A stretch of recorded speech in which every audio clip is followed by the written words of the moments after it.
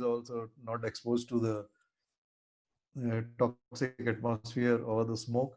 And then he has got a hose, and he has a and then he got a carrying strap. And the equipment is operated by an on-off reducing, which allows the air to the pressure reducing valve, where it is reduced in pressure to approximately 5 to 6 bar.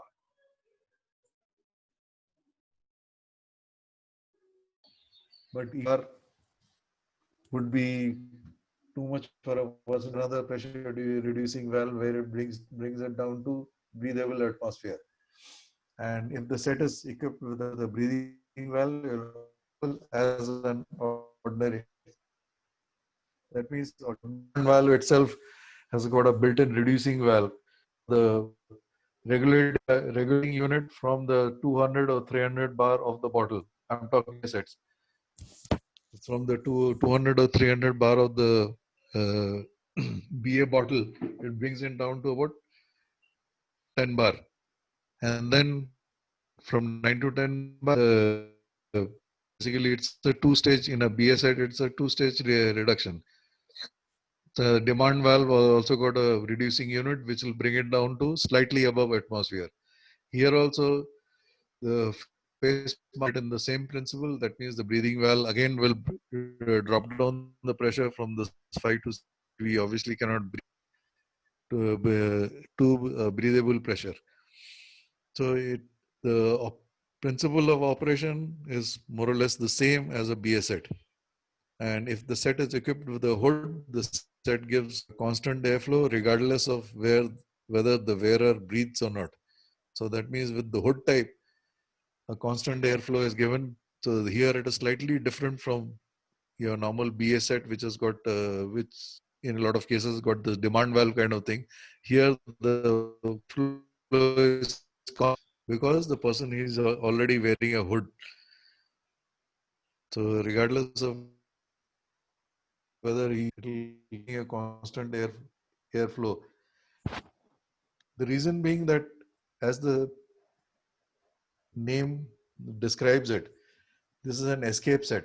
Person, he's just given about 15 minutes, and the duration of these sets is what, around 10 to 15 minutes. Then will evacuate the dangerous location or evacuate the space. So here we can afford to have a constant airflow, whereas in a BA set, with the demand type of valve, the air is only given when the person is breathing. That means only when the person is demanding the air. So that way, in a BA set, we prolong the amount of time the bottle lasts. Here, as the regulation says, 10 to 15 minutes.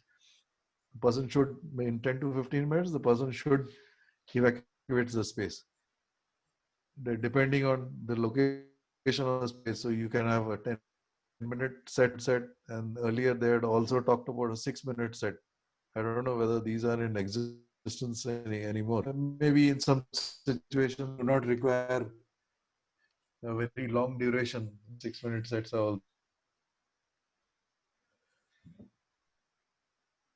Okay, since some SOLAS regulations since July to requirement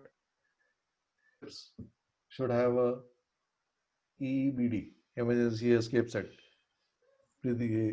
Earlier these used to be called ELSA, also used to be called ELSAs, emergency life support apparatus, but now they are all of them, they are called EEBD, emergency escape breathing devices.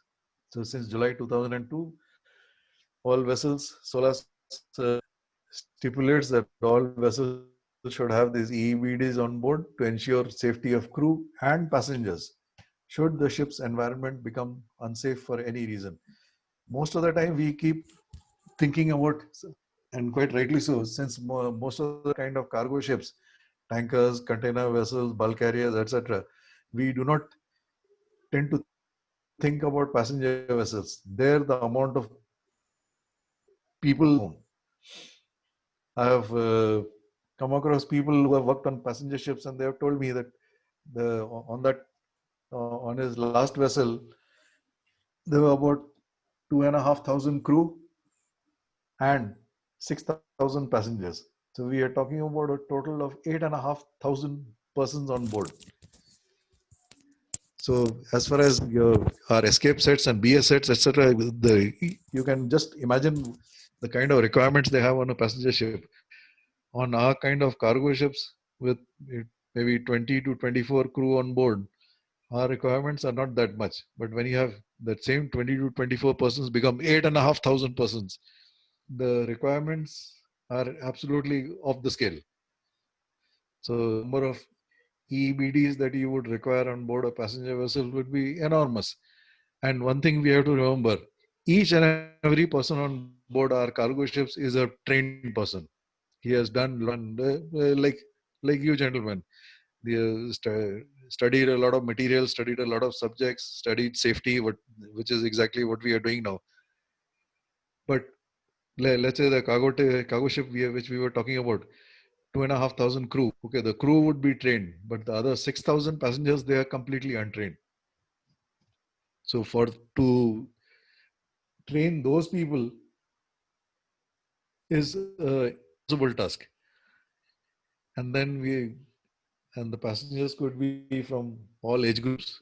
You have very senior people, you have junior people, etc. Basically, they are from all age groups and trained. They have not come on board to carry out LSFFA drills, etc., etc. They have come on board to enjoy the cruise.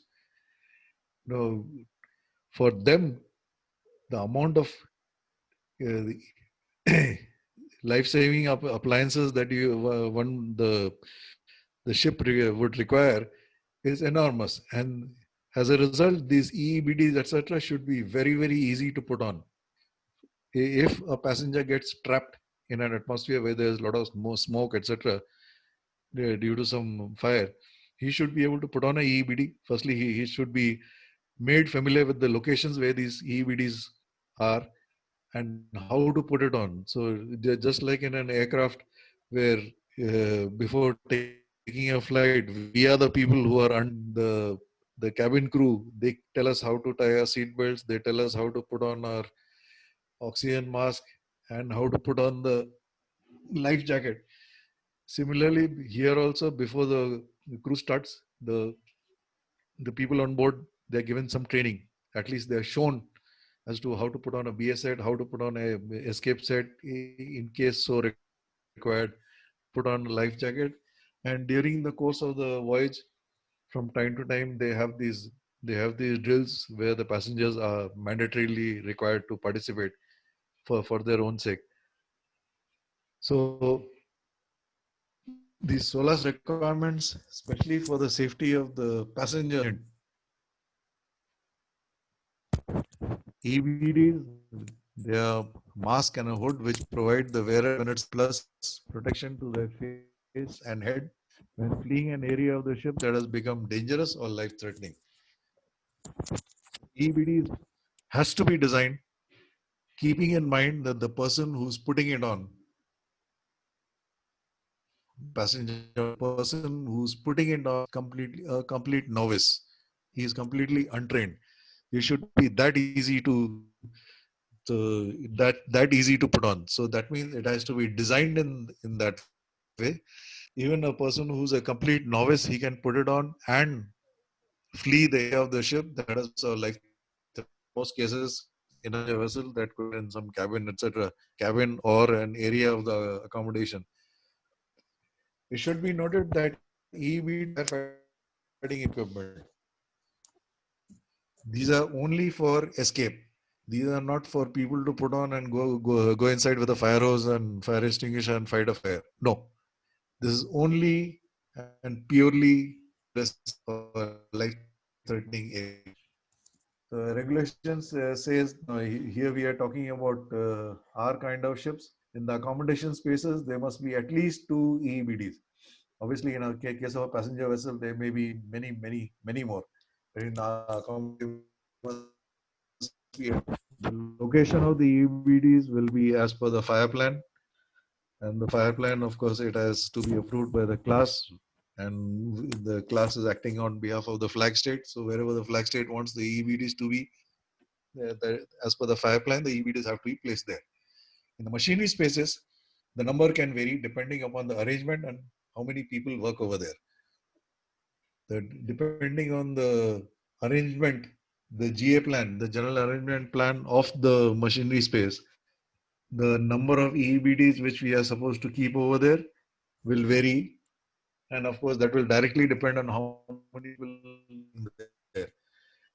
In olden times, of course, that time they didn't have EBDs. But in olden times, you had 50 or 60 people. Out of them, maybe 20 or 30 are working in the engine room only. You will have, we are talking about very, very few people working in the engine room. Maybe the engineer on duty, the motorman, fitter, wiper, 2, 3 more. So the number of people who are there in the engine room nowadays is greatly reduced. And there should not be less than 1 EBD in the ECR. Each exit should have at least 1 EBD, and there should be one in the ECR. Now exits we are talking about I suppose the emergency exits. Again, this depends on your. There must also be in the control station. That means your fire control station. There should be some spare devices in case at any point during an inspection, weekly inspection, etc. Some EBDs found to be discharged or damaged or something else. The spare devices should be it should be replaced from these spare devices which are there in the control station. And the number required shall be half of the required for the above requirements. That means the total EBDs which you are required to have in the accommodation and in the engine room, the number required is at least half of the total, the number of spares, that is spare devices that should be there, should be at least half of the total devices which are there on board.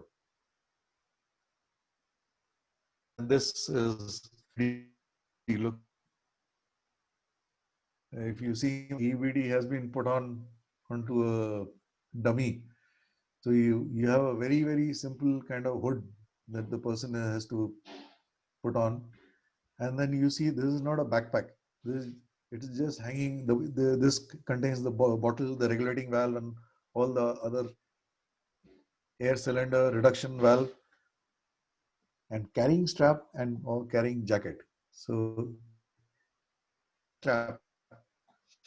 Sometimes it could be a jacket also. Is simpler, and he is for 10 minutes only. So the person who's wearing it knows that he has got 10 minutes to evacuate that space.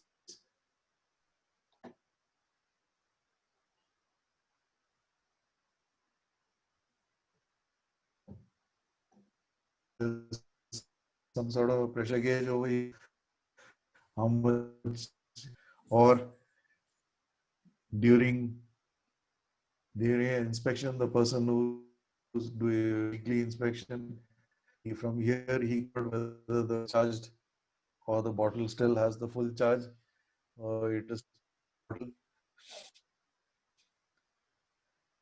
Now he is around in this particular design, so that the hands are free. If a person is escaping from, let's say, the bottom platform of the engine room, to come up the ladders, his hands should be free. So that means he just hangs this around his neck, puts on the hood, puts on the mask, opens the valve, and then he's ready to.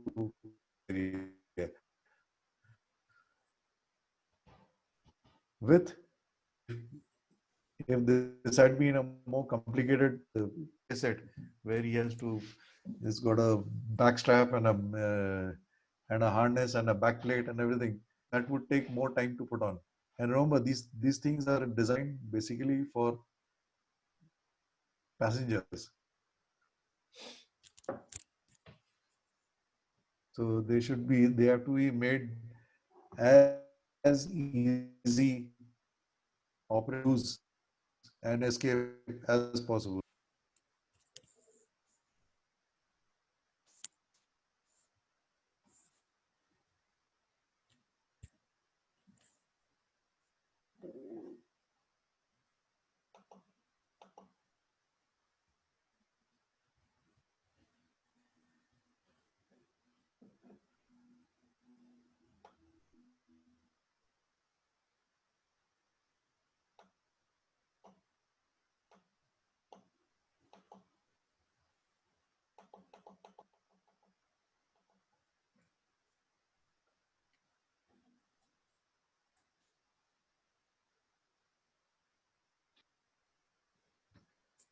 EBDs, they comprise of the following components. Just like the compressed air cylinder, approximately 600 liters of free air. He's talking about free air. The 1800 liters of free air. So the 600 liters, they gives us an approximate 15 minutes. 100 liters, that was 3, so it's giving us a breathing time of 45 minutes. So this 15 minutes, the 600 liter free 600 liter capacity free air would give ample time of 15 minutes to navigate the immediate danger and find safety. This is not 6 liters of compressed water.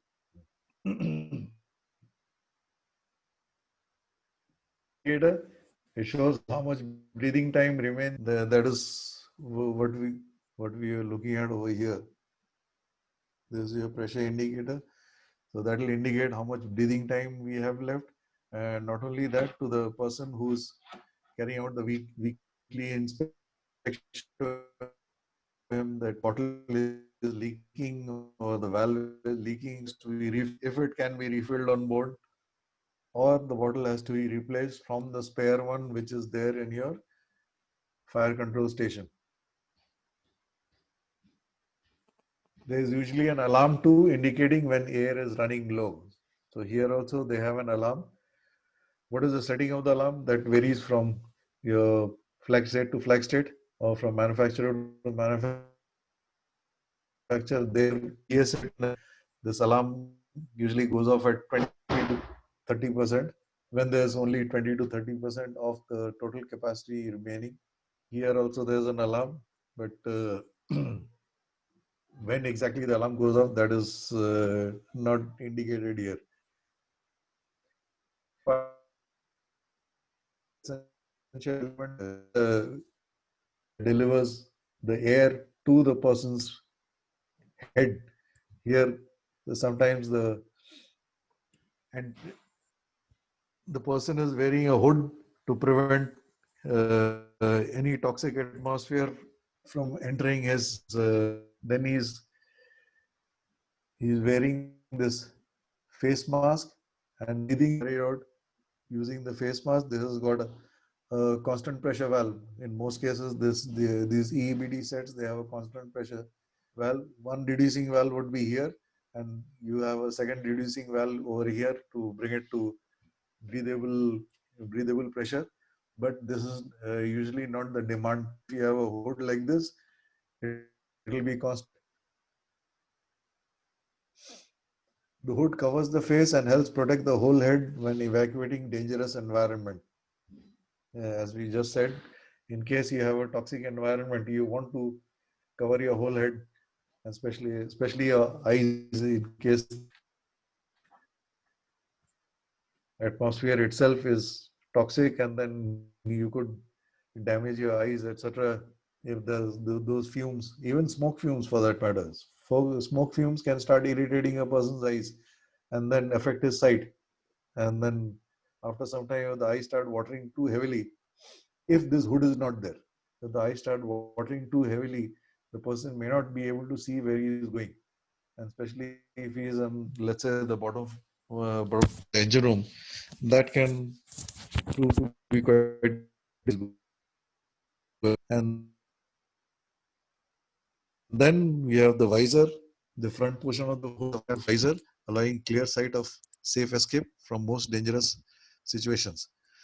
The visor, obviously, it has to be, how fireproof it is, difficult to make out, but okay, it should be so that it does not get warped or distorted due to the heat of the fire. In case the person is escaping a fire, it should provide a clear sight so that the person who's escaping, obviously, he knows where he is going from the most dangerous situations. Okay, here we'll talk about another thing else. Something just came to my mind. let's have a tea to talk about that. We'll go slightly off topic, but that is something which I feel is important. So okay, we can go for a tea break now.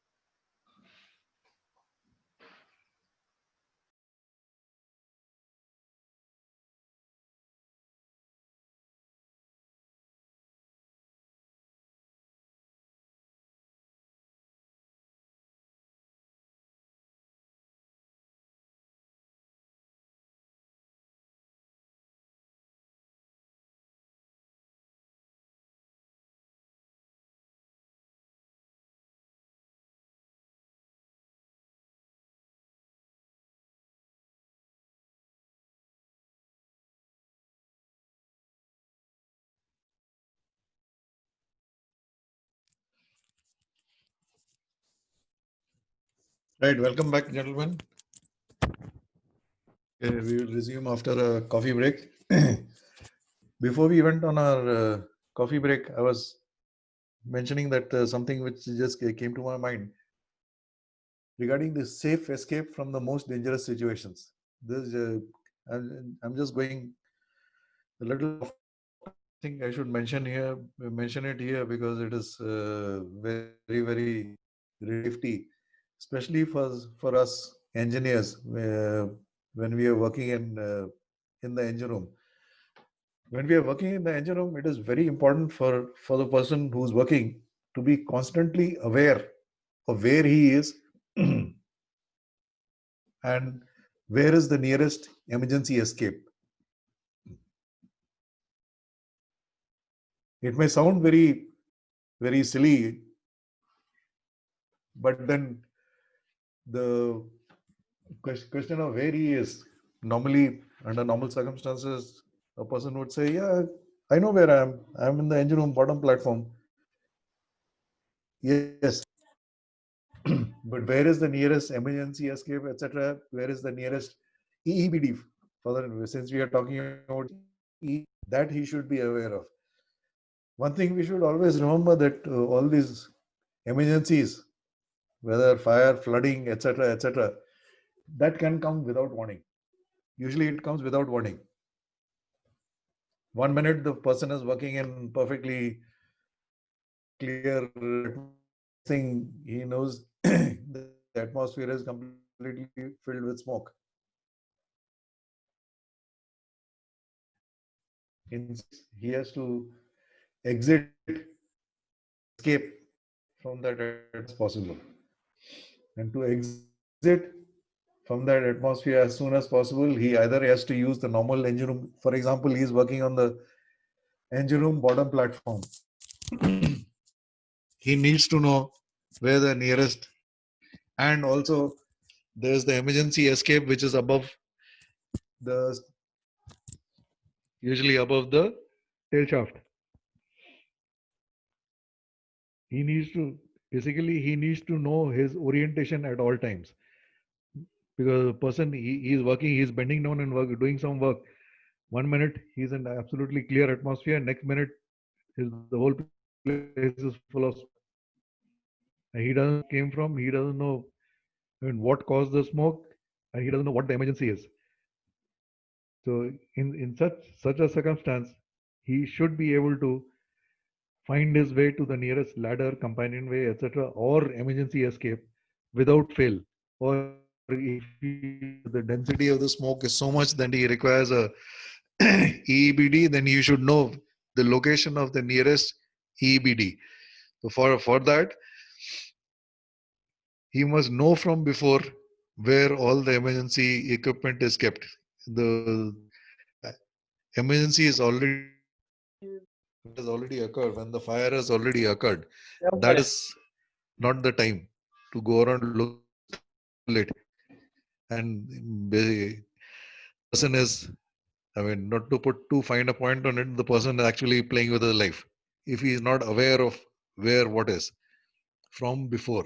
So that is an essential part of our training in the atmosphere, in the engine room. In case of a atmosphere, we find that we cannot know how to evacuate that place ASAP,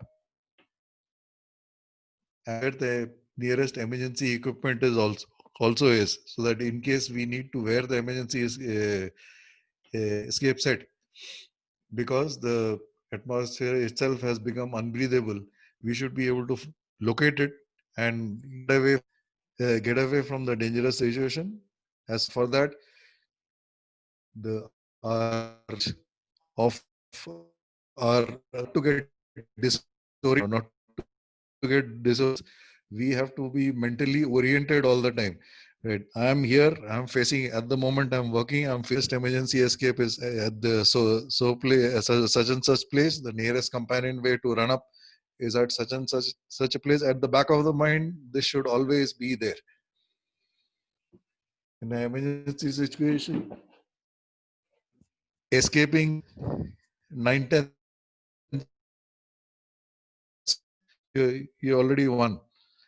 But most succumb to emergency situations, they basically get disoriented and they lose track of where they are, which direction they are facing. Once the engine room is, which is forward, which is aft, port starboard, we could be completely disoriented.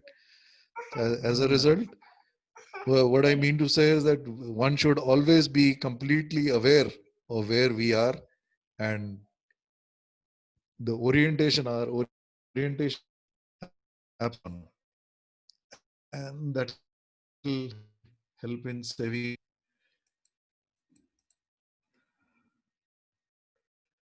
Right, we come to the next section, which is again some regulations.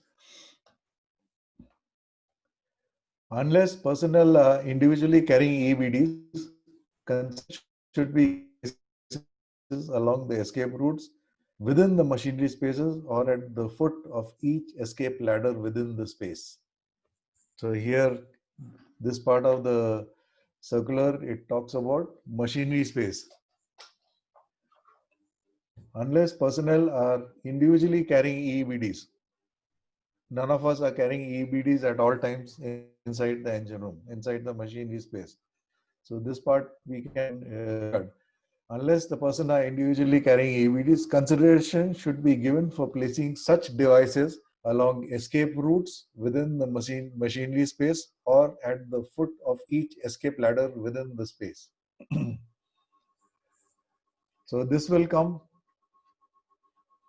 from your fire plan. In your fire plan, they would have given consideration to this particular section of the MSc circular as to the placement of the EEBDs. Personnel, obviously, they are not individually not carrying the EEBDs at all times. So that means the EEBDs have to be kept at certain strategic. These strategic. Where would a person in an emergency? Where would he be escaping from? Okay. So along the or at the foot of each escape ladder. For example, you have your emergency escape. For example, your absolute in the from the engine room bottom platform, absolute aft just above the tail shaft, you have an emergency escape which comes out somewhere near the steering flat.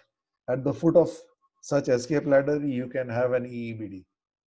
That is what it means. The circular also states that each EEBD service of 10 minutes. About EEBDs having duration of 10 to 15 minutes. The circular states that have duration of at least 10 minutes. And then what should it comprise of? Comprise of a hood or a full face piece as appropriate. This got the hood, or this itself can be a full face piece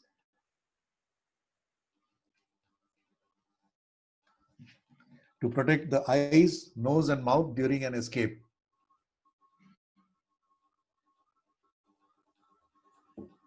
Your eyes, most vulnerable locations of our head during an escape. The reason being the eyes, nose and mouth, even nowadays during this COVID-19, they say that you should not keep touching your eyes or nose and mouth. The reason being that these three organs, they have mucous membranes. And in case there is some, in the case of this kind of emergency situation, not COVID, in the case of emergency situation, some toxic gas that's breathed in through our nose, we could breathe in through our mouth, or it could come into contact with our eyes. And all three of these, eyes, nose and mouth, they have something known as mucous membranes. It can be absorbed in the mucous membranes, which is what they say happens during COVID also. That's why this nose and mouth should be well protected, and we should not keep touching them with our hands. And we should keep washing our hands, and that's the reason keep washing our hands, so that our hands do not get contaminated, and we do not accidentally keep touching our eyes, nose and mouth. In our some of the toxic elements, they can be absorbed because membranes of our eyes, nose and mouth. And nose and mouth, of course, not only absorb, we can also breathe it in, and then it goes to our lungs and creates all kinds of havoc over there. The hoods and the face pieces should be made flame resistant material and include a clear window for viewing. Otherwise, we will not be able to see where we are going, which is you need to have your orientation proper. In a atmosphere, if the engine room has suddenly, the atmosphere in the engine room has suddenly become dangerous, we should be able to firstly have our orientation, whether we are facing forward or aft, and then we should we are going.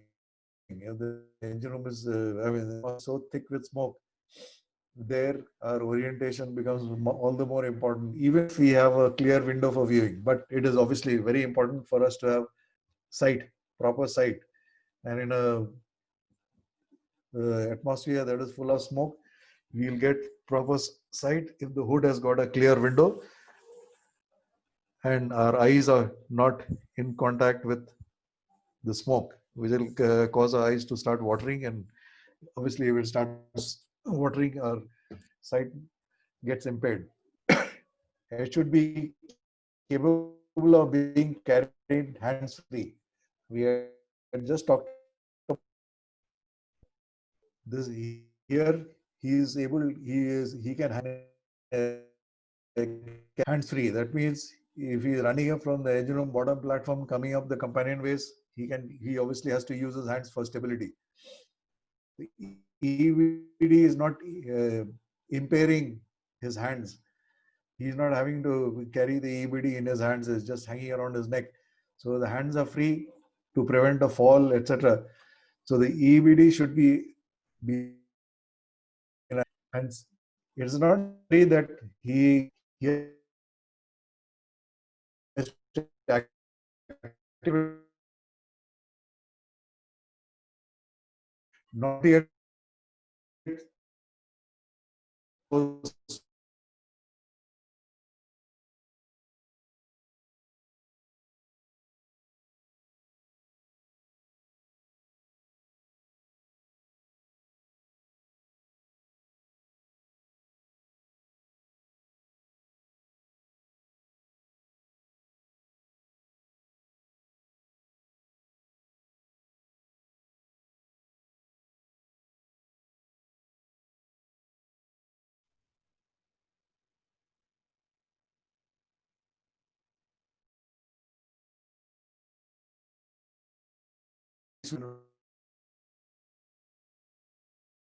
and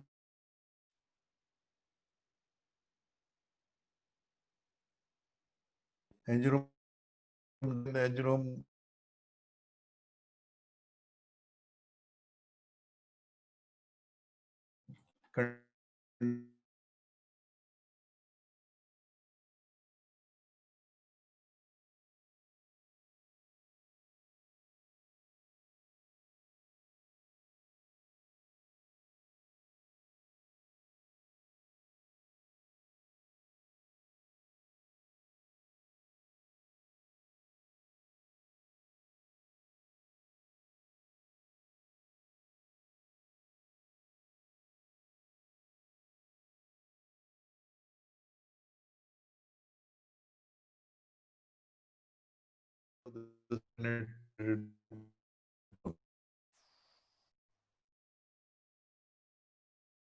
what we heard before the internet goes off again, the able to be carried inside this is able to protect all their inside from being badly affected or from its condition being from the condition of the equipment deteriorating due to the atmosphere in which it is placed.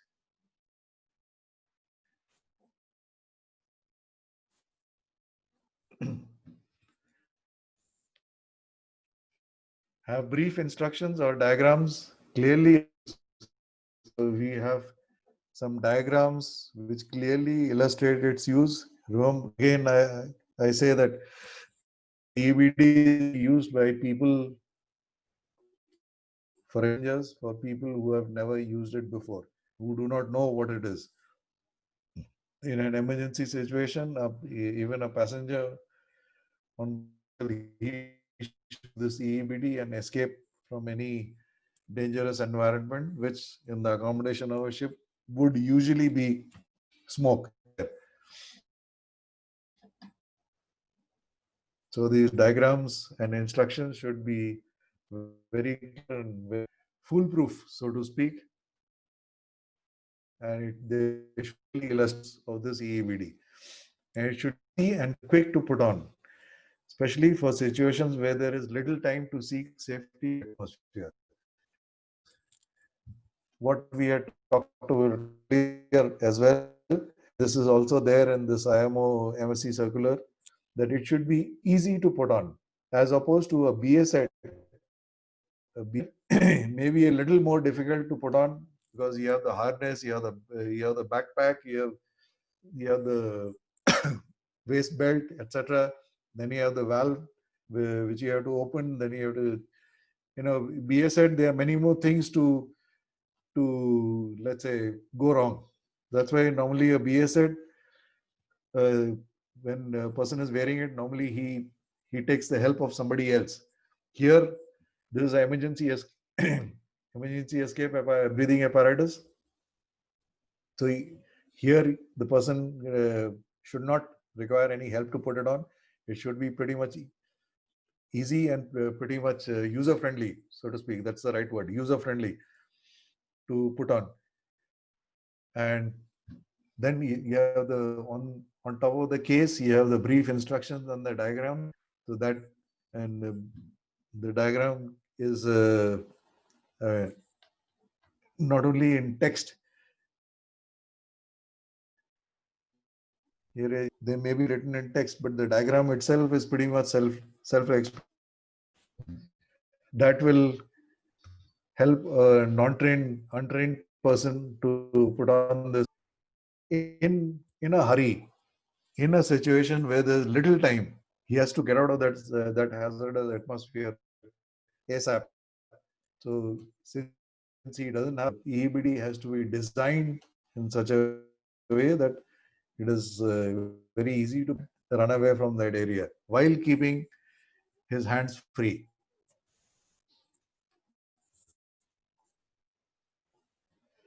Not only should the ships conversant with how to operate EEBD, should also ensure that the EEBDs are stored in an appropriate place and be labeled.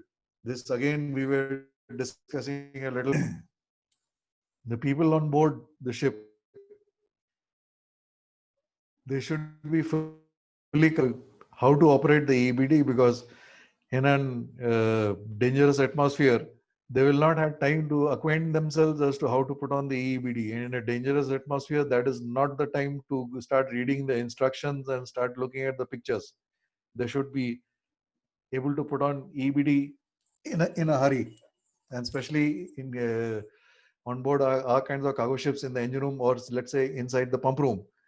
This is much more dangerous than what it would be on a passenger vessel. Passenger vessel, inside the accommodation, if there is a fire, it most likely will be only a class A fire. Whereas in the engine room, you could have any kind, class A, class B, maybe not a class C, but class A and B definitely. You could also have an electrical fire. So there can be many kinds of fires which take place on board a ship, in the engine room of a ship. Any gas F fire. And class F fire, as you probably know, class F fires, they burn at very high temperatures. So there are various kinds of fires which can take place on board a ship. Our crew should be well aware. We and basically us, the crew of the ship, we should be aware of how to operate the EEBD. We should know where they are kept. We should be able to get to the EEBD. To get to the EEBD, we should know where they are, the appropriate place where they are kept, and place where they are kept. It should be labeled also that yes, there is an EEBD. So that normally you in all the fluorescent stickers indicating this is a fire hydrant over. Similarly, you would likely find stickers or labels indicating EBDs are kept. Again, if they are stored incorrectly, EBDs may become inaccessible. A lot of times, you'll find the EBDs stored near the bottom of a companionway at a correct place. Slowly, over a period of time, you'll find. I'm not saying you will find. You may find gone behind, kept started keeping some other stuff on top of it. And as EBD has become inaccessible, or not only inaccessible, and EBD is not kept properly. Let's say a person is trying to escape, once he escape from the engine room bottom platform, the EBD itself could be blocking the passageway or the access point. So here his escape, therefore, instead of EBD helping in his escape, it is actually restricting the escape.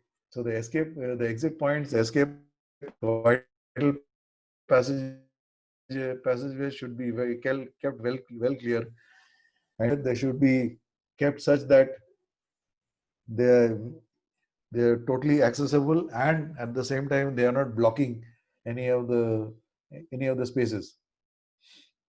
And also they should be pretty much they should be correctly labeled. If they are wrongly labeled, staff may not be able to locate them in an emergency.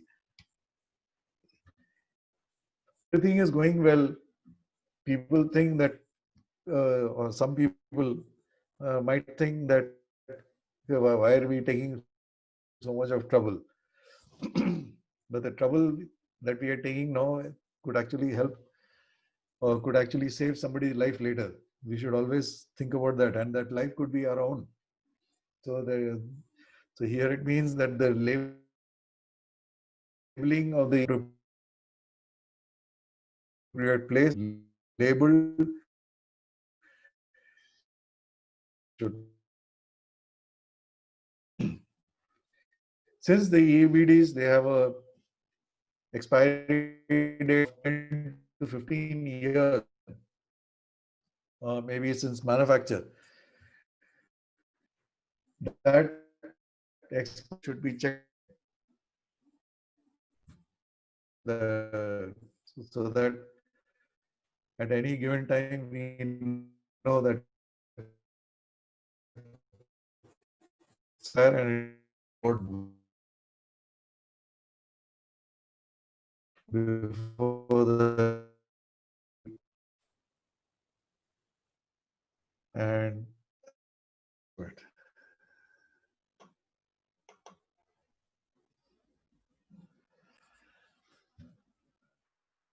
and this is it. The BS set. We had talked about this BS set earlier, but see the diagram. This is the diagram.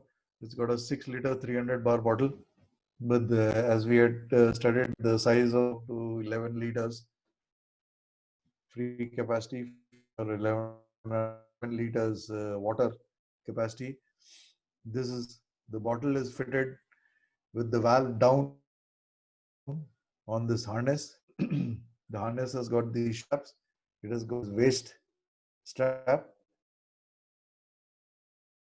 Harness is such a way so that it fits the back of the person wearing it properly and comfortably. Number two, a reducer that goes into the bottle over here, that reduces the pressure from the 3 down to maybe about 10 bar. That 10 bar goes over here, gets reduced in the demand valve regulator, and then it is brought to slightly above atmospheric pressure, where the person who is wearing it, breathing it through this mask. At the pressure reducer, first pressure reducer, it is measuring the bottle. That is before reduce. Pressure gauge is normally mounted on the front of the hand. Person who's wearing it, he can look down and see how much. And when he started conducting conducting the operation, has told him that the 300 bar bottle, when the pressure comes down to 150, you have to start coming out. So this way, looking at the pressure gauge, he can keep a track of what his pressure is, and when it comes to 150, he starts making his way out of the restricted space, or wherever he is. And there is a certification plate backside.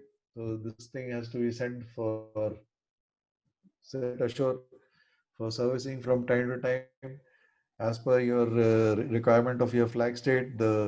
BA bottle has to be sent ashore for hydraulic pressure testing. The regulator will also have to be serviced ashore from time to time as per your company requirement or as per your flag state requirement. So all that information can be noted here on the certification plate. The certification plate would also contain the initial approval which came from the initial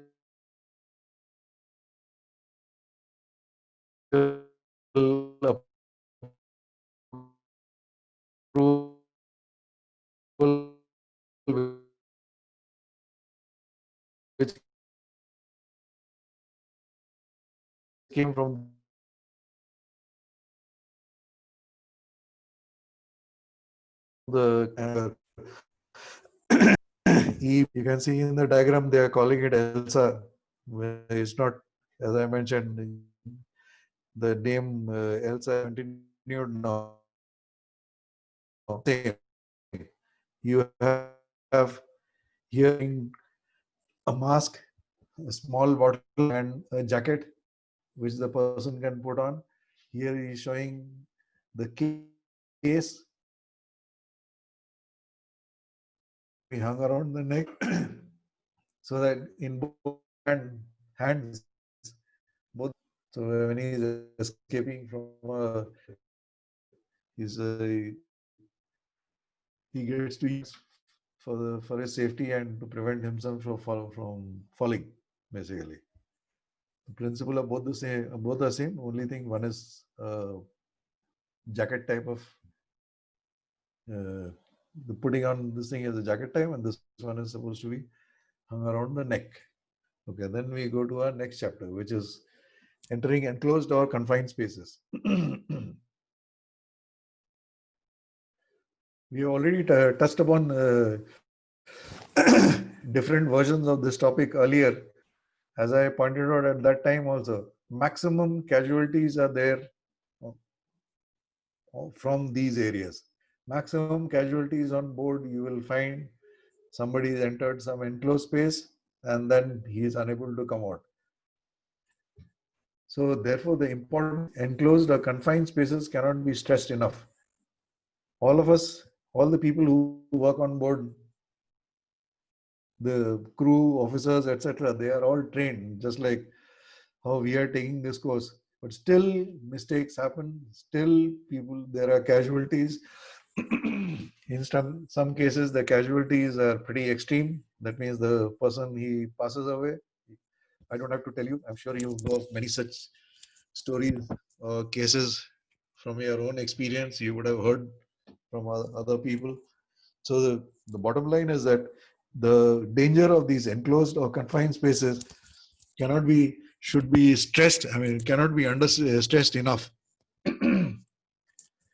At any given point on board, when a person is trying to enter an enclosed space, he must stop and think as to what he is going to do. What are the dangers involved? I mean, the thinking part should have begun long before, not when he is just about to enter. They should be each and every company in their SMS manual, they've got procedures written down for the staff to follow when they're entering such enclosed or confined spaces. It is the duty of the ship staff, starting from chief engineer captain down to the person who's planning to enter, to go through these company procedures and then follow each of the instructions there. Whatever instructions are written there, follow that to the letter. No shortcuts. And then stop to things can go wrong. Each and every enclosed or confined space is not the same. Each one is different. The dangers presented by each. So I'm going to enter this ballast tank. I'm going to enter this coffer dam. I'm going to enter the cargo tank. What are the dangers involved? What could happen? What could happen? Then we are kind of covering ourselves or covering our shipmates from any any dangers or foreseeable dangers that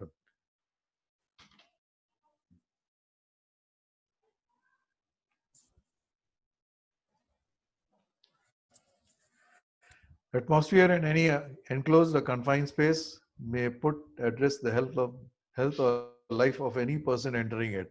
We all know that, but we tend to forget it from time to time. Due to various circumstances, we assume that the space may be safe. We assume that everything will be okay and nothing will happen to me. And that is when the problem starts. It may be deficient in oxygen. That is only one of the problems that can occur.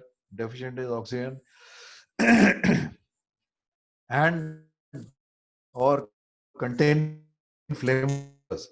So as you start going to different types of vessels, your the dangers start increasing. If you are just entering a ballast tank, it could be deficient in oxygen. But we had seen in the first chapter itself that a ballast tank itself in a whole cocktail of various chemicals, not only deficient in oxygen, which ballast tank will definitely be deficient in oxygen due to the corrosion taking place due to the let's say the ballast water which we have taken. The ballast water could contain bacteria. The bacteria itself could start giving off carbon dioxide, could start giving off hydrogen sulfide, which is a toxic gas. So we start from a simple thing like a ballast tank that is so dangerous. Then we start graduating upwards to the cargo tank spaces or other spaces of various, let's say, tankers or chemical carriers. Once we reach chemical, most complicated elements that we can think of. So those elements could be fumes, gases, vapors. So we are talking about dangers of explosion. We are talking about dangers of the atmosphere itself. Some elements being there in the atmosphere will affect very badly affect us. Not only if we breathe it, we could be wearing a BS set, we could be wearing a mask, but if our hands are exposed and we don't know what kind of toxic elements are there in that atmosphere, the toxic element could be absorbed through our skin. We have read that earlier. So as we keep going to different kinds of vessels, we find that the dangers increasing, or I should say varying with various kinds of vessels. Such an unsafe atmosphere may be present or arise subsequently in any enclosed or confined space, including cargo holds of bulk carriers, double bottoms, cargo holds. Okay, let's talk about cargo holds of bulk carriers. Cargo holds of bulk carriers, what could be the dangers there? Especially if a ship is carrying, we'll come to that later, but okay, I should make a passing mention over here. If the ship is carrying, talking about it again, what are the dangers of carrying methane? Methane, firstly, not a very good gas, and more importantly, it is pretty explosive. So, firstly, it is toxic. Person who's entering it without a BS set, without proper ventilation of the cargo hold, he could be overcome by this gas. And secondly, if there is any source of heat, we can end up with an explosion. And then, if the hatch is closed, the force of the explosion may be enough to blow off the hatch itself. It has happened. So it is not something that cannot happen. Cargo holds of a bulk carrier in, let's say, for example, iron ore. Again, iron ore may seem to be a very inert kind of substance, but iron ore is iron, Fe. And what does Fe do? It, it oxidizes to form rust. And once it forms rust, the rust is formed in combination with oxygen. It oxidizes. And then if the atmosphere is very humid, in such an atmosphere, you could have, let's say, you have a humid atmosphere, H2O, the oxygen part has combined with the iron ore. So you may have free hydrogen. Hydrogen again we know substance. Any spark, you could have an explosion inside the cargo hold.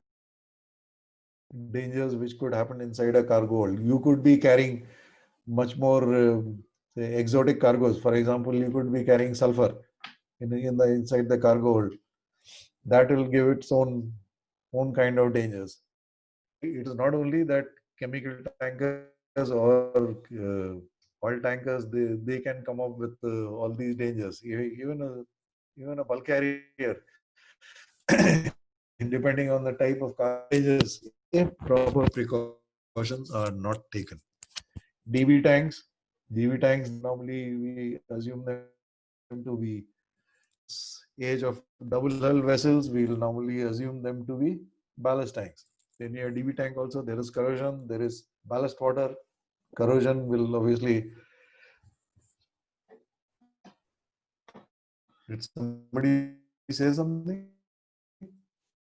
Somebody's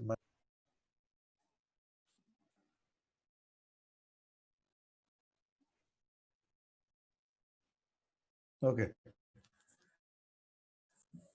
Now, in case somebody wants to ask something or say something, please feel free. DV tanks, again, we have talked about ballast tanks. Ballast tanks, we can have a whole lot of cocktail of elements or chemicals over there.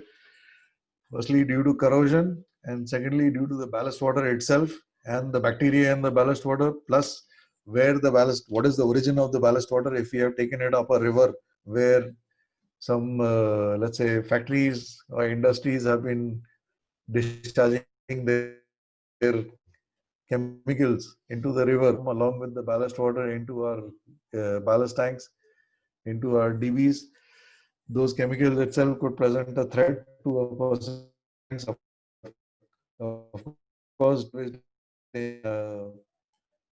oil tanker and in a chemical tanker. Pump rooms, tankers which have got pump rooms. As we said earlier, pump rooms contain cargo pumps. Cargo pumps have mechanical seals or glands. The glands can leak or mechanical seals. But a lot of these stripping pumps, which are used crude oil vessels, they are the reciprocating type steam piston type. And those glands, obviously, if it's a reciprocating, so for the piston rod, you cannot have a mechanical seal. So you would have a normal type of gland, and the glands of these buckets, those pistons are glands of these buckets, they can leak from time to time.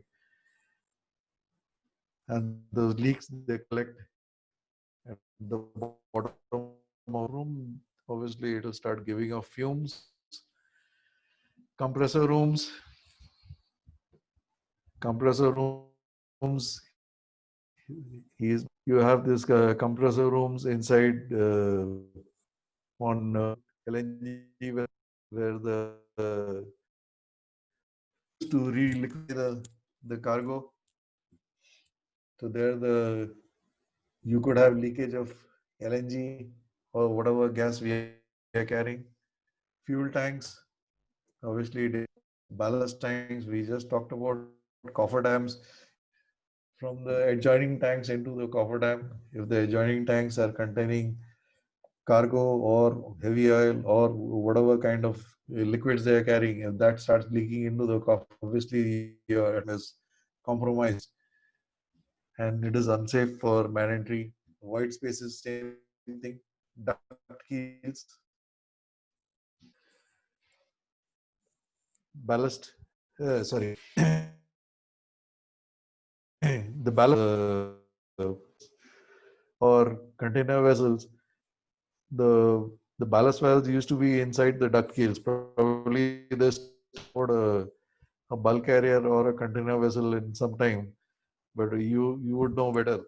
All the inside the duct keel also there could be leakages of various liquids, some seawater, which can can present a danger.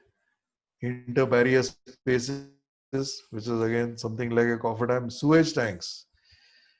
We will come to this later. Sewage tanks and the kind of gases which they can give off is extraordinary. The amount of toxic gases which can come out of a sewage tank is absolutely extraordinary. Cable trunks,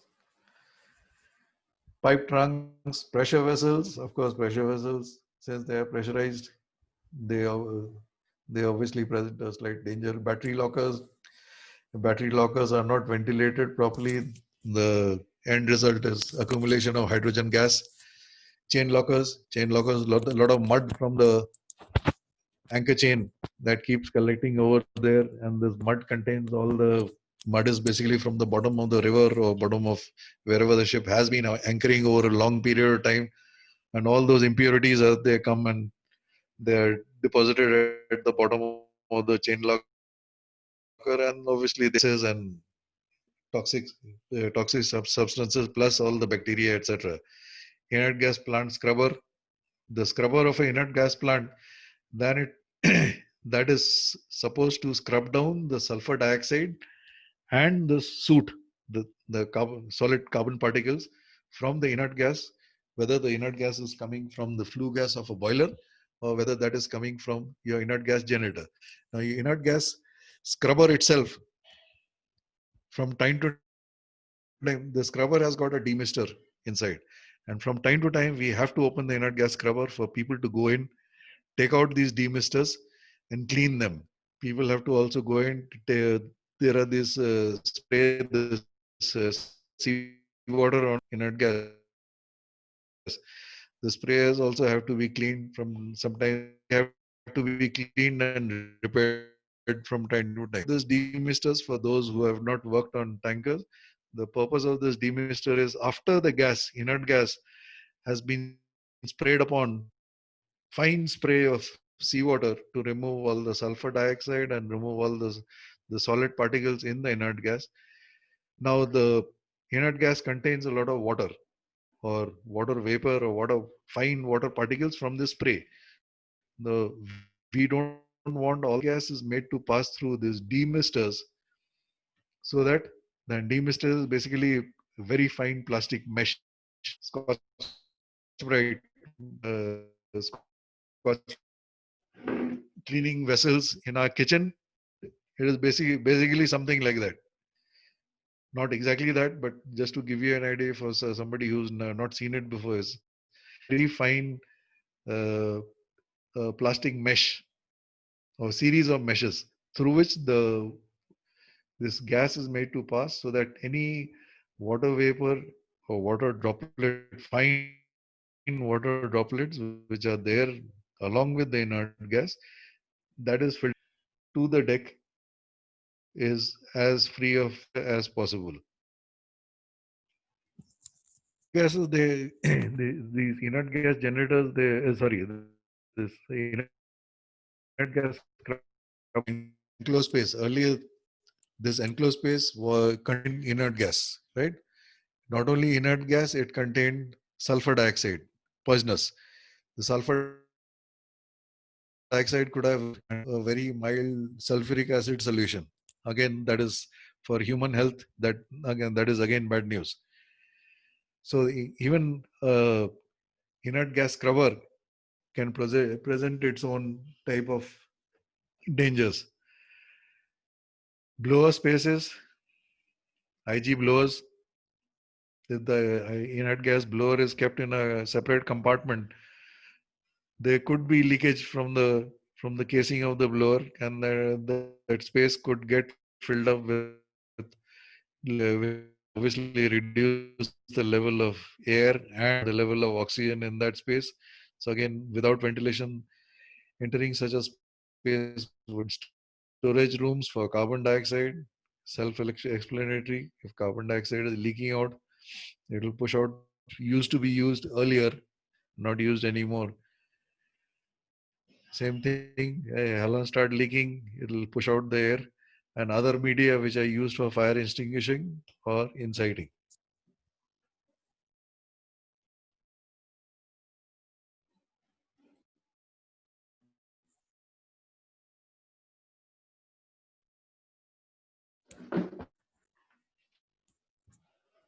And should there be an unexpected reduction of ventilation of those spaces, then we should deal with those spaces as a danger. Let's say some guys ballast tank.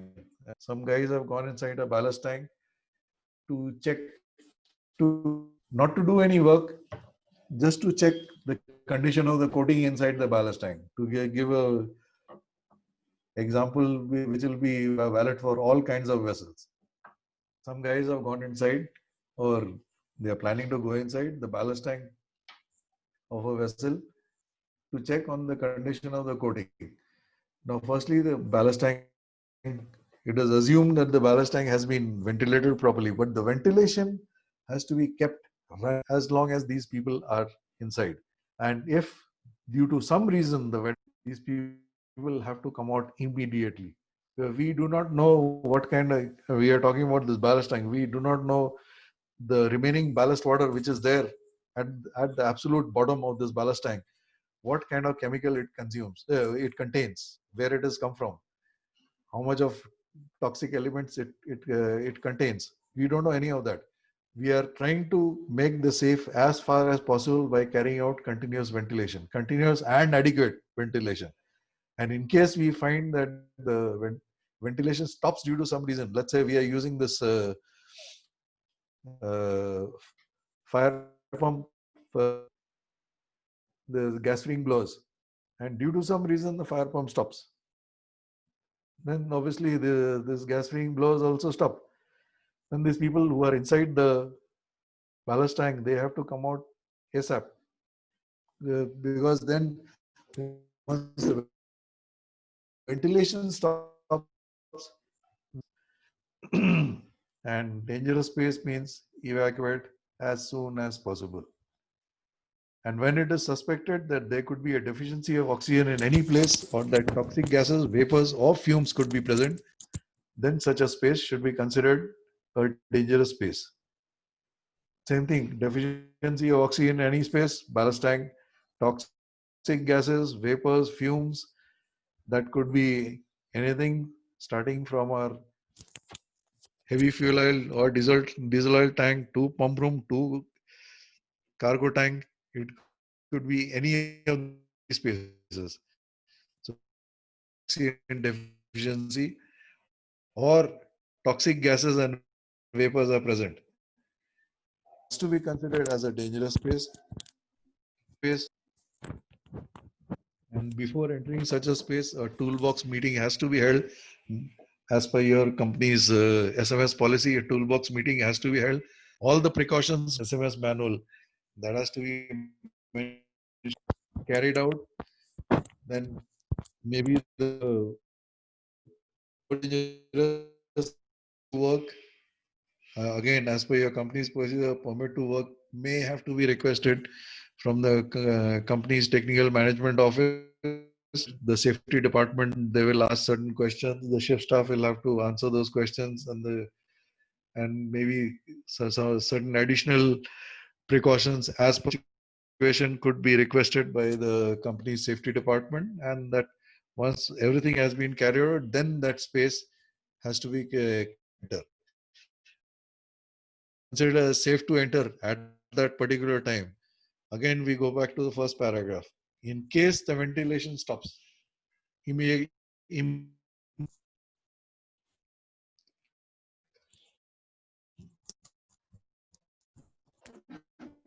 precautions should be cleared before a potential space is entered, so as to make the space safe for entry without breathing apparatus. It remains safe while in the space. So not all spaces are considered to be mandatory as is concerned. For example, guys are cleaning the scavenge manifold inside the scavenge manifold of the main engine. That is a potentially dangerous space. Agreed. People who are entering inside, they cannot work inside if they are wearing a BS. That means, or for that matter, even when people are working inside the exhaust manifold, cleaning or looking for broken piston ring as a grid, etc., etc. People cannot be wearing BA sets when entering these spaces. So it varies from space to space. But both the exhaust manifold and your scavenge manifold, it is a potentially dangerous space. How do we make it safe for entry? We carry out continuous cleaning without BA apparatus. The ventilation should be a person even makes entry. A competent person should make an assessment of the space and a responsible officer of the operation should be appointed. For example, a person is entering the, let's say he's going to inspect inside the cofferdam, which is in the DB around the Meridian sump. A person, firstly, the person who's entering, he cannot just open the manual door and enter straight away. No, the person has to open one manual door, maybe on the port side, one manual door on the starboard side. Then you put one blower on the port side or whatever way you want to do it. But the air which is blowing in has to be, so the air which is blowing in from the port side, that blows out. After we are doing all that, then the competent person, in this case, it'll be you guys as second engineer. Le- Let's say somebody is going in, the third engineer is going, and you as the second engineer have to make the assessment. You have, you have to firstly look inside the space whether there are any liquids floating around. And the liquids could be, let's say, on one side you have the main engine sump. So maybe some lube oil has leaked from the manual door of the main engine sump. So one manual door could be inside the cofferdam itself. Maybe the gasket has leaked, so you could have lube oil over there. On the other side, you can have, on the outboard side, that is, inboard side will normally be the main engine sump. On the outboard liquids, maybe a bilge holding tank, maybe sludge tank, maybe just about, depending on the design of the ship, could be just about anything. None of those manuals also should have leaked, or none of those liquids contained in that tank should have leaked in the cofferdam. But in case it has leaked, then the competent person has to make a proper assessment, and then the competent person and the responsible officer could be the same person, or the competent person could be the chief engineer, and the responsible officer could be the second engineer, and as the case may be. The responsible officer, he has to take charge of the operation. Chief engineer, he tells the responsible officer that yes, we need to do this space safe for then the rest, in which case our our argument that responsible officer was second engineer in which settlement. You have to take charge of the operation, make sure that your space has been ventilated properly. How will you make sure that the space has been ventilated properly? You would need to use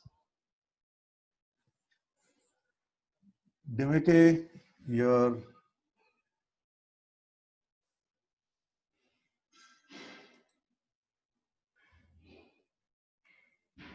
Dimeke, your video is on.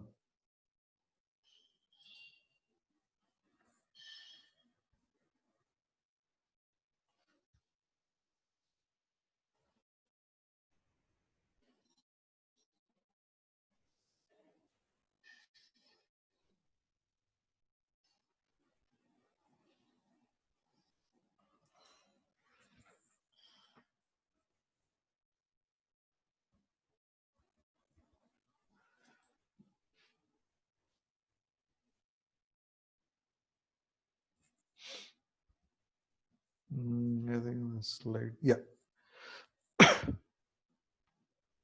So the responsible has to go as per the assessment of the competent person. If they are not the same, responsible officer has to take charge of the operation. That means entering, if one or more people are entering, they have to be He is responsible for that. Responsible for communication with them. He is responsible for the ventilation of the space where these guys are entering. In this case, we are looking at the engine room cofferdam. The potential hazards should have to be identified. They should be identified. Potential hazards we just talked about on the inboard side. Let's say in a cofferdam, on the inboard side we have the blue oil tank. On the outboard side, we could have any number of tanks which could contain any number of various liquids, hazardous or not. So whatever the potential hazards are there, that has to be ticked off. That okay, this is the potential hazard, and this is how we are dealing with it. So all of them, all the potential hazards have to be eliminated for the responsible officer allows any man entry. The space should be prepared and secured for entry. Again, this is what the responsible officer does. Space has to be prepared thoroughly, ventilated thoroughly in case you find that there are some traces of lubile. What can happen if there is a traces of lubile? That means the person going in, he can slip.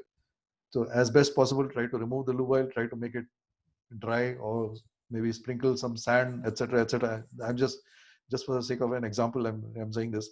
It depends on what kind of hazards are encountered, and accordingly the space is prepared and secured for entry. The atmosphere of the space should be tested. Now for oxygen, and for that we have the portable O2 analyzer. So that should be used to test the atmosphere of the space, and the atmosphere of the space has to be 21% oxygen. There can be no compromise here. It has to be 21% oxygen, but not only 21% oxygen. We can, if we are suspecting that there may be some chemicals hazardous in some other way or explosive in nature are present, then we should use instruments to test that atmosphere for that, for those chemicals. In case we are suspecting that the atmosphere could be explosive, then we obviously have to use the explosimeter. Or we are thinking that there might be some other more exotic chemicals over there. Then we have what we studied in our previous class, chemical stain tubes. So then we can start using chemical stain tubes for a rough estimation of whether these chemicals are there in adequate quantities or not. Then a permit to work system should be used. The permit to work system, as per your company's SMS and as per what the competent person has seen or has assessed the situation, he implements over and above the company's SMS procedure for entering a particular dangerous space. So in the entry permit to work, he can include all that in the checklist, and then the checklist has to be ticked off one by one, and only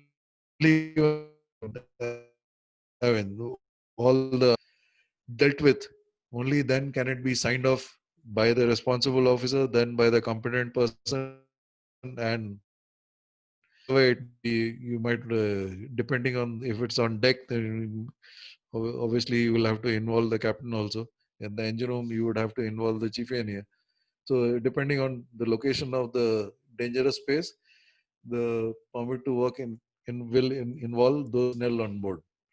And only once everybody is agreed that all the precautions that we can that are and what we can, it is much more important to foresee that okay, this can happen, such a situation can arise. All the foreseeable situations have been done as possible and as best we can think of. Only then the permit to work system been signed off by everybody. Only then we can allow people. The responsible officer will allow people to enter. And procedures before and during the entry should be instituted. We just talked about it. Whatever procedures are there before the entry, ventilation, etc., etc., cleaning of ballast tank, which cargo tank where there may be some traces of traces of ballast, etc., which is present over there. If that needs to be pumped out, then that will have to be pumped out.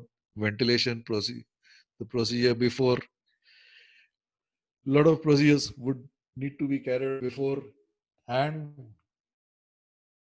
during, when constant check of the atmosphere has to be carried out by the responsible. Constant ventilation of the space has to be carried out by the person responsible. And then there are so many other things which the person responsible has to do. Any particular pump which is used for that place, maybe he'll the breaker of the motor of that pump. So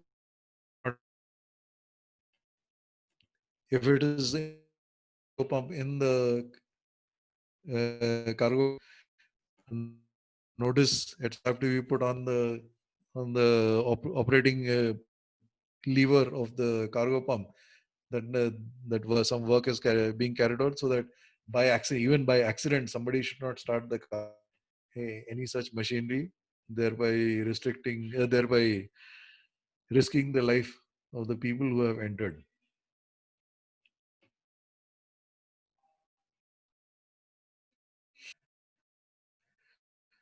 Paragraph have been that the atmosphere in the space is then additional requirements, including the use of BSETs specified in 17.6 we just dealt with, that is your breathing up emergency escape sets. So if it continues to be unsafe, it could be unsafe, then we have to start considering a BSET. For example, if we are entering a coffer dam, normally put on a BSET because obviously the space is very restricted. Wearing a BSET and going through that manhole door may not be very easy. So we make the spaces as safe to enter as possible from before. we, if we are, let's say, cleaning your scavenge manifold or your exhaust manifold, you do not put on BSETs. We take all the possible precautions from before itself. And while the people are inside inside the scavenge manifold cleaning, or inside the exhaust manifold looking for whatever, looking at the piston rings, looking for broken piston pieces, or trying cleaning the turbocharger grid, etc. We have carried out all the precautions from before, and the ventilation, of course, continues to be carried out as long as the people are inside. But there could be some spaces where, or rather, there are some spaces. There are many such spaces on board where the atmosphere can never be considered to be safe. Or even if we have done the best possible to make the atmosphere safe, due to some reason, the atmosphere could suddenly become, and then we take the help of these additional requirements, including the use of BS, how to use the BSETs. We already studied the various parts of BSET, etc. in the previous chapter. No one should enter any dangerous space to attempt a rescue without taking suitable precautions. This will come in chapter 17.8, additional requirements for entry into a space where the atmosphere is suspect or known to be unsafe. But this is one of the most probable, and actually the number of casualties on board are carried out happened due to this first sentence in the second paragraph. No one rescue without taking suitable precautions. Absolute number died. I wouldn't say become hurt. Died, actually died doing this. The first two lines of this particular paragraph is unbelievable. Well-trained people, they see a shipmate in trouble, they rush in to help. And then instead of one person, you have two persons. Over and over and over again. And still it happens. Till today, this kind of incidents happen. So no one should enter any dangerous space to attempt a rescue without taking precautions for his own safety, since not doing so would put his own life at risk and almost certainly prevent the person he intended to rescue from being brought out alive. In this one paragraph, I think 90% of the casualties which happen in shipping, 80 to 90% of the casualties which happen in shipping, in this one paragraph, he's explained it all, why it happens. So instead of one person in trouble, now the good Samaritan who wanted to go and rescue his shipmate, now he himself has become a casualty. And there have been cases where the third person has also rushed in, trying to save these two, and instead of one casualty, now you have three casualties. So this is something which our normal human tendency to go and help somebody, especially to go and help somebody who we see in trouble. That way, we are not helping him. He will maybe become a casualty, but by trying to help him without suitable precautions, we are not helping ourselves also. And then we are creating more trouble for our shipmate. Our other shipmates are, instead of taking out one person, now they have to evacuate two people. So in this one paragraph, the maximum casualties which happened on board is mentioned in this one paragraph. Something which we try to do as a normal human, save a friend or a shipmate. We should, in such kind of a situation, we should try to stop our normal human instinct. Suitable precautions, the BA set, there so many times it has happened, or you yourself would have come across such stories or such reports of these kind of incidents. The BA set is kept over there, but the person who was on the standby duty outside the manual door, he did not want to take the time to put on the BA set, because he thought, since his friend or shipmate, he is in trouble, he does not want to spend the extra time putting on the BA set, and then he rushed in without the BA set, even though the BA set was right there next to his foot. But he rushed in, and now something which we have to suppress. Without taking suitable precautions is something which we have to suppress for our own safety and also for the safety of the shipmate who is there inside. Duties of a competent officer. We just studied about a competent officer. A competent officer is a person capable of making an informed assessment of the likelihood of a dangerous atmosphere being present or arising subsequently in the space. Here is the catchphrase: arising subsequently in the space. So as we were talking about earlier, being present, okay, we can test it. Okay, dangerous atmosphere for mandatory being present. Okay, we have the atmosphere inside, maybe in deficient in oxygen, it could be explosive.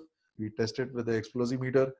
We suspect that certain chemicals which that space was carrying, that particular cargo tank had certain chemicals. We can test for those particular chemicals. But that is the dangerous atmosphere which is present at this time. Lack of oxygen is at this time, but the competent person also has to foresee or forecast what can happen. Subsequently can happen. Now we are going inside this space to do this. Let's say we are going inside dismantle a cargo pump. What can happen? The valve, inside the valve, some cargo there. Inside the cargo pump, we have washed the cargo pump. I'm talking about a Framo type of cargo pump as best possible. But there could be some residues from the previous cargo inside the cargo. inside the cargo pump. Happen various scenarios, giving you the various obvious and simplistic kind of scenarios. On the complexity of the situation, the competent person not only does he have to be aware of what is there now, he has to have the experience and the what can happen, that will obviously come from experience. We cannot ask a fifth engineer as to what can happen, because the poor fellow, he doesn't have. When you are chief engineer and second engineer, people would expect that as a chief engineer, second engineer, you have the experience and if you are designated as the competent person, you have the experience to forecast or foresee what dangerous situation can arise in that particular space for the people who are making entry.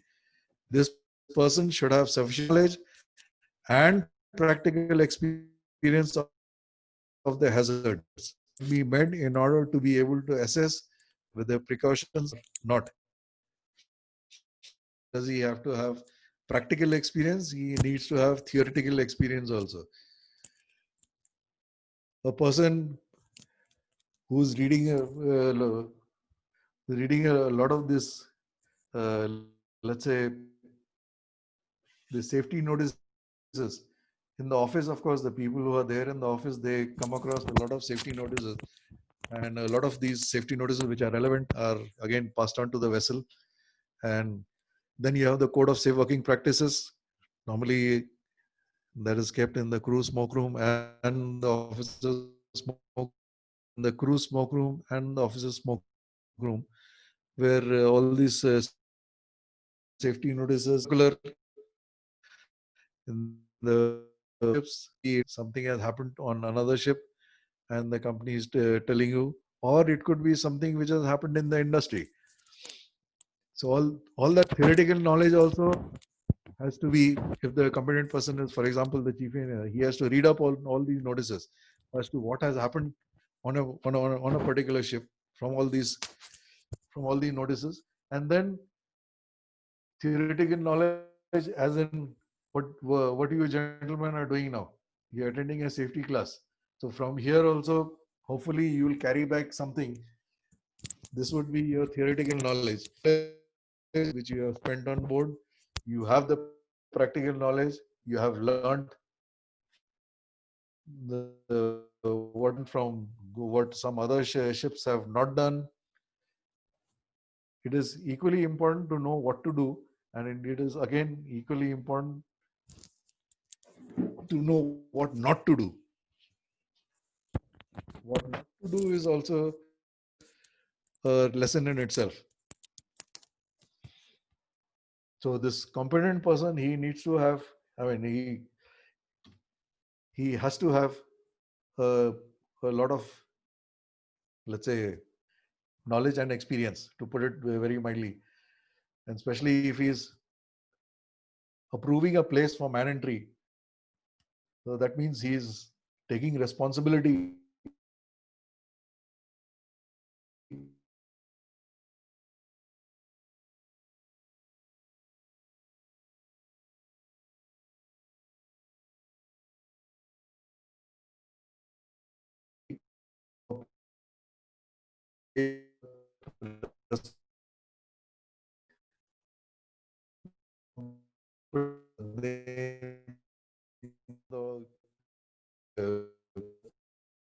he is reading of the company's SMS manual as to what